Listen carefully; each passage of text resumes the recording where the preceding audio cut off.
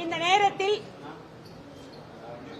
பீகாருடைய மக்களுக்கு, அதிலும் அன்பு சகோதரிகளுக்கு, இளைஞர்களுக்கு பாரதிய ஜனதா கட்சியின் சார்பில் எங்களது நன்றியை தெரிவித்துக் கொள்கிறோம்.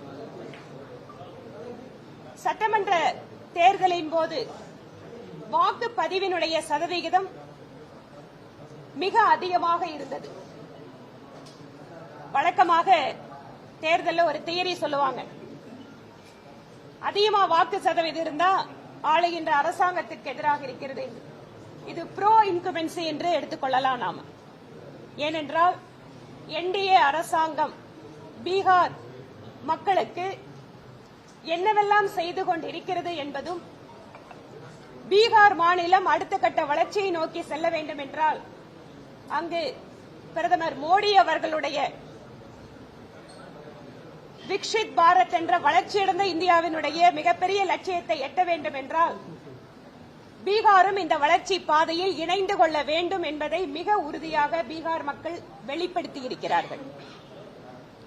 அதிலும் பெண்கள் தரப்பிலே பிரதமர் மோடி அவர்கள் மீதான அசைக்க முடியாத நம்பிக்கை, அவர்களது பாதுகாப்பான வாழ்க்கை, வளர்ச்சிக்கான வாய்ப்புகள் என்று பெண்கள் அதிக அளவில் பாரதிய ஜனதா கட்சிக்கு, என்டிஏ கூட்டணிக்கு வாக்களித்திருப்பது என்பது பீகார் பின்தங்கிய மாநிலம் என்கின்ற நிலையை பெருமளவு மாற்றப் போகிறது. பீகாரில் பல்வேறு பகுதிகளில் கிட்டத்தட்ட 10-15 ஆண்டுகள் பின்னோக்கி இருக்கின்ற பீகார் என்பதை மிக வேகமாக வளர்ச்சி பெற வைக்க வேண்டும் என்றால் அங்கு பிரதமர் மோடி அவர்களுடைய வழிகாட்டுதலோடு கூடிய இரட்டை என்ஜின் சர்க்கார் தான் எங்களுக்கு வேண்டும் என்பதில் பீகார் மக்கள் உறுதியாக இருந்திருக்கிறார்கள். மகா கட்பந்தன் என்கின்ற கூட்டணியை காங்கிரஸ் கட்சியும் அங்கு இருக்கக்கூடிய பிராந்திய கட்சிகள் அமைத்த போதும் கூட, புதிதாக ஒரு சில கட்சிகள் அரசியல் களத்திற்கு வந்த போதும் கூட மிக தெளிவாக பீகார் மக்கள் எங்களுக்கு வளர்ச்சி என்பதும் பாதுகாப்பு என்பதும் தான் முக்கியம் என வாக்களித்திருக்கிறார்கள். கடந்த 10 ஆண்டுகளுக்கு மேலாக மத்திய அரசின் திட்டங்கள் வாயிலாக கோடிக்கணக்கான நபர்கள் நேரடியாக பலன் பெற்றிருக்கிறார்கள். விவசாயிகளுக்கு நேரடியாக வங்கிக் கணக்கிலே அவர்களுக்கான உதவித்தொகை, பெண்களுக்கு அது ஜன்தனாக இருக்கலாம், கேஸ் இணைப்புகளாக இருக்கலாம், சுயதவி குழுக்கள், ஏனென்றால் ஜீவிகா தீதி அப்படிங்கிற சுயதவி குழுக்களுடைய பெண்களுடைய பங்களிப்பு என்பது பீகாரிலே மிக மிக ஒரு வளர்ச்சிக்கு உறுதுணையாக இருக்கின்ற ஒரு மிகப்பெரிய அமைப்பு. அந்த ஜீவிகா தீதிக்கு நாங்க 30,000 ரூபாய் வரைக்கும் சம்பளம் கொடுக்கிறோம் மகா கட்பந்தன் அறிவித்தும் கூட கோடிக்கணக்கான பெண்கள் ஜீவிகா தீதிகள் இன்று பிரதமர் மோடி அவர்களை நம்பி வாக்களித்திருக்கிறார்கள். இவை இல்லாமல் அங்கு இளைஞர்களுக்கான வேலை வாய்ப்பு, மிகப்பெரிய தொழில் அமைப்புகளோ தொழிற்சாலைகள், இவற்றையெல்லாம் இன்று பீகார் இளைஞர்கள் அங்கு எதிர்பார்க்கிறார்கள். அதை தேசிய ஜனநாயக கூட்டணி அரசு மட்டுமே பூர்த்தி செய்ய முடியும் என்கின்ற நம்பிக்கையை வெளிப்படுத்தியிருக்கிறார்கள். அடுத்ததாக இன்னும் 5 மாநில தேர்தல்கள் நமக்கு நெருங்கிட்டு இருக்கு. தமிழ்நாடு, கேரளா, புதுச்சேரி, அஸ்ஸாம், மேற்கு வங்காளம், இந்த 5 மாநில தேர்தலுக்கு இந்த பீகாரினுடைய வெற்றி என்பது மிகப்பெரிய செய்தியாக இருக்கும் என நாங்கள் நம்புகிறோம். ஏனென்றால் எத்தனையோ விதமான வேறுபாடுகளை மத ரீதியாக, ஜாதி ரீதியாக மக்களிடையே உருவாக்க முயன்று கூட அந்த சக்திகளை எல்லாம் புறம் தள்ளிவிட்டு எங்களுக்கு வளர்ச்சியும் வாய்ப்புகளும் பாதுகாக்கும் கொடுக்கக்கூடிய அரசுதான் தேவை என்பதில் இன்று பீகார் மக்கள் காட்டியிருக்கின்ற உறுதியை வருகின்ற 5 மாநில தேர்தல்களிலும் காட்டுவார்கள் என்பதில் சந்தேகமில்லை. தமிழகத்திலே கூட தேசிய ஜனநாயக கூட்டணி நல்லதொரு வாய்ப்பினை நோக்கி காத்துக் கொண்டிருக்கிறோம். அதற்கான பணிகளை துவக்கி இருக்கிறோம். இன்னும் கூட தேசிய ஜனநாயக கூட்டணியில் புதிதாக கட்சிகள் வந்து இணைவதற்கான வாய்ப்புகள் அதிகமாகிக் கொண்டே இருக்கிறது. பீகாரை போலவே தமிழகத்திலும் இதே மாதிரியான தேர்தல் முடிவுகளை தேசிய ஜனநாயக கூட்டணி நிச்சயமாக பெறும் என்பதில் எந்தவிதமான சந்தேகமும் இல்லை. இந்த நேரத்தில் நான் ஏற்கனவே கூறியது போல எங்களுடைய அன்புக்குரிய பீகார் சகோதரிகளுக்கு மகளிர் அணியினுடைய தேசிய தலைவர் என்கின்ற முறையிலே அங்கு கடந்த 5 மாதங்களாக எங்களுடைய மகளிர் அணி சகோதரிகள் ஒவ்வொரு தொகுதியிலேயும் ஒவ்வொரு வீடுகளிலேயும் இருக்கின்ற பெண்களை தொடர்பு கொண்டார்கள். மாதக்கணக்கிலே வெளியூரிலே தங்கியிருந்து இந்த தேர்தல் பணிகளை மேற்கொண்டார்கள். நானும் தேர்தல் பிரச்சாரத்திற்கு சென்றிருந்தேன். அதற்கு முன்பான தேர்தல் பணிகளுக்கும் சென்றிருந்தேன். இந்த நேரத்தில் எங்கள் மகளிர் அணிக்கும் எங்களுடைய பாராட்டுக்களை தெரிவித்துக் கொள்கிறேன். பெண்கள் அரசியலில் வெறும் வாக்காளர்களாக மட்டுமின்றி பங்கேற்பாளர்களாக மாறிக்கொண்டிருக்கிறார்கள் என்பதை பீகார் எலெக்ஷனும் காட்டிக் கொண்டிருக்கிறது. பெண்கள் தெளிவாக முடிவெடுத்து விட்டால் அங்கு எந்த அரசாங்கம் அவர்களுக்கான அரசாங்கம் என்பதை அவர்கள் அமைத்து காட்டுவார்கள் என்பதற்கு பீகார் சிறந்த உதாரணம். இதேபோல தமிழகத்து பெண்கள் கூட இந்த திராவிட மாடல் அரசிலே சட்டம் ஒழுங்கும் பெண்களுக்கு எதிரான குற்றங்களுக்கும் எதிராக ஒரு பாதுகாப்பான தமிழகத்தை பெண்களுக்கு அமைதியான ஒரு வளர்ச்சிக்கான வாய்ப்புகளை உருவாக்குகின்ற தமிழகம் வேண்டும் என்றால் தேசிய ஜனநாயக கூட்டணியை தான் அவர்கள் தேர்ந்தெடுக்கப் போகிறார்கள். இதேபோல ஒரு வெற்றியை தமிழகத்திலேயும் நாங்கள் உறுதியாக எதிர்பார்க்கிறோம். அதற்கான வாய்ப்புகளும் பிரகாசமாக இருக்கிறது.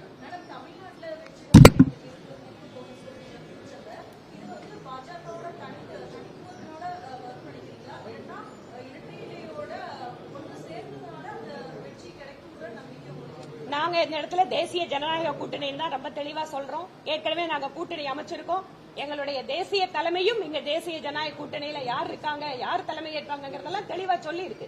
அதுல எந்த குழப்பமும் கிடையாது. பீகார் தேர்தல் எந்தவித மாற்றத்தையும் தமிழகத்தில் அப்படிதான் சொல்லிக்கணும். ஏன்னா காங்கிரஸ் கட்சி இப்போது துடை தெரியப்படக்கூடிய நிலைமைக்கு பீகாரிலே வந்துவிட்டது. சிங்கிள் டிஜிட்ல அதுலயும் 5க்கு கீழே தான் இன்னைக்கு வரக்கூடிய சூழல் வந்திருக்குன்னா என்ன அர்த்தம்? என்னவெல்லாம் பேசினாரு திரு ராகுல் காந்தி? இந்த நேரத்தில் நான் இன்னொரு முக்கியமான விஷயத்தை சொல்ல விரும்புறேன். எஸ்ஐஆருக்கு எதிராக இங்க திமுகவும் வாக்கு திருட்டு என்று ஒவ்வொரு ஊரிலேயே சென்று திரு ராகுல் காந்தி பொய் பிரச்சாரம் செய்து கொண்டிருந்தார். அவருடைய பிரச்சாரத்தை முழுமையாக பீகார் மக்கள் புறக்கணித்திருக்கிறார்கள். உங்களுடைய தோல்விக்கு காரணம் என்பது நீங்கள் தானே தவிர எஸ்ஐஆரோ அல்லது வாக்காளர் பட்டியலோ தேர்தல் ஆணையமோ இல்லை என்பதை உறுதியாக பீகார் மக்கள் வெளிப்படுத்தி இருக்கிறார்கள். எஸ்ஐஆருக்கு பின்பாக நடைபெற்ற தேர்தல் இது. எஸ்ஐஆர் நடந்ததற்கு பின்பாக இந்த தேர்தலிலே எந்த இடத்திலேயும் எங்கள் வாக்குகளை காணோம் என்று யாரும் சொல்லவில்லை. எங்கள் பூத்திலே கள்ள ஓட்டு போட்டார்கள் என்று எந்த அரசியல் கட்சிகளும் சொல்லவில்லை. இதற்காகத்தான் எஸ்ஐஆர். தேர்தல் ஆணையம் வாக்காளர்களை, உண்மையான வாக்காளர்களை ஒருவரை கூட விட்டுவிடாமல் அவர்களுக்கு அவர்களுடைய ஜனநாயக உரிமையை காப்பாற்றுவதற்காக இந்த எஸ்ஐஆரை கொண்டு வந்திருக்கிறது. பீகாருடைய எஸ்ஐஆர் என்பது எப்படி ஒரு நியாயமான, வெளிப்படையான, இன்க்ளூசிவான தேர்தலாக இருக்கிறது. என்னவெல்லாம் எதிர்க்கட்சிகள் குற்றச்சாட்டு சொன்னாலும் கூட பீகார் மக்கள் மிக தெளிவாக எஸ்ஐஆருக்கு ஒத்துழைப்பு கொடுத்து தேர்தலிலேயும் வாக்களித்து தங்களுக்கு எது வேண்டும் என காட்டிக் கொண்டிருக்கிறார்கள்.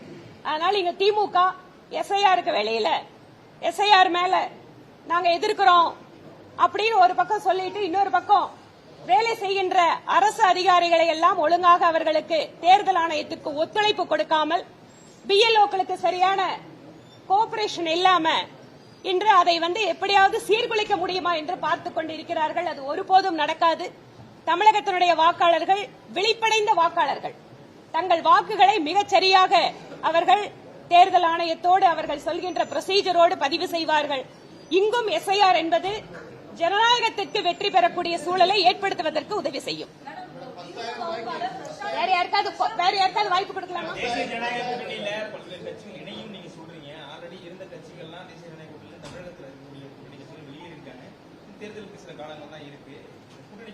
சில காலங்கள் தான் இருக்கும். இல்ல காலங்கள் இருக்கு.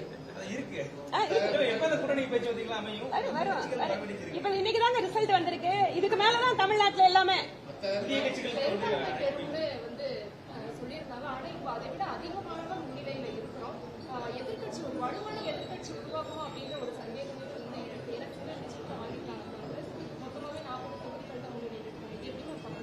நீங்க வலுவான எதிர்க்கட்சி இல்ல, அவங்க எல்லாம் ஜெயிக்கலையான்னு கவலைப்படுறீங்களா?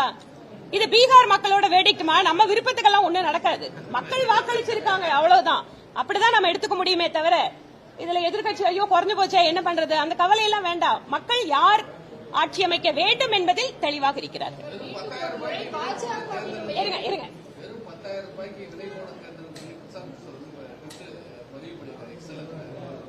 தன்னுடைய சொந்த மாநிலத்து மக்களை இதைவிட இழிவாக வேற யாரும் பேச முடியாது.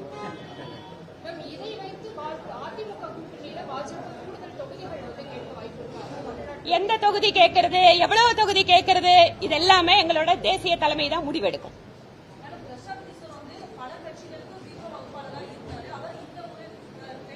உண்மை தெரியும்.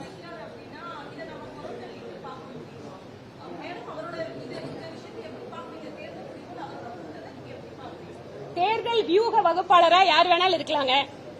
அட்வைஸ் பண்றது வேற, நேரடியா தேர்தல் களத்துல நிக்கிறது வேற. அதனால மக்கள் தெளிவா புரிஞ்சுட்டு தான் இருக்காங்க. நீங்க பீகார் மாதிரியான மக்களே யார் தேர்தல்ல அங்க ஜெயிக்கணும், நமக்கு யார் வேண்டும், எந்த ஆட்சி வேண்டும் அப்படிங்கறது தெளிவா இருக்காங்க. அதனால தேர்தல் வியூக வகுப்பாளர்கள் எல்லாமே தேர்தலில் வெற்றி பெற முடியாது என்பது இந்த பீகார் தேர்தல் காட்டுகிறது.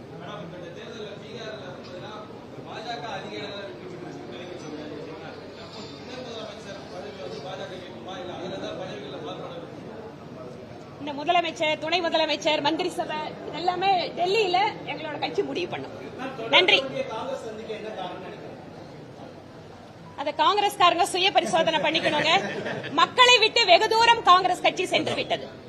இரண்டாவது, ஒரு குடும்பத்தினுடைய ஆட்சி, ஒரு குடும்பத்தின் கீழான ஆட்சி என்பது ஜனநாயகத்திற்கு எதிரானது என்பதை இப்போ அந்த கட்சியினுடைய வீழ்ச்சியின் வாயிலாக நம்ம புரிந்து கொள்ளலாம்.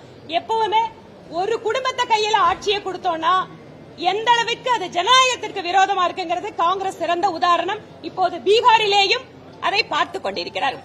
இதே நிலைமை தான் தமிழ்நாட்டிலையும் நாங்க சொல்றோம்.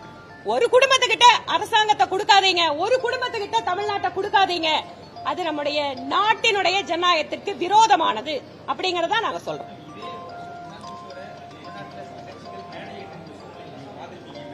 ஏங்க இங்க இருந்து கூட பீகார்ல போய் தேர்தல் பிரச்சாரம் பண்ணாங்க, கஷ்டப்பட்டு எல்லாம் போய் எல்லாம் பண்ணிட்டு வந்தாங்க.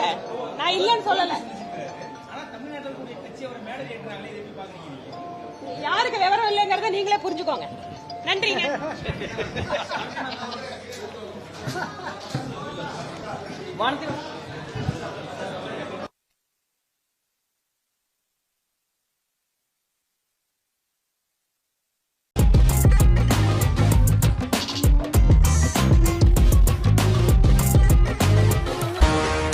தப்பாதுடா சிங்க இது சிக்காதுடா, சுத்து போட்டு நிக்காதடா, சூற விட்டா தாங்காதுடா. சிவண்டா சிவண்டா சிவண்டா, எதுக்க எவண்டா எவண்டா எவண்டா.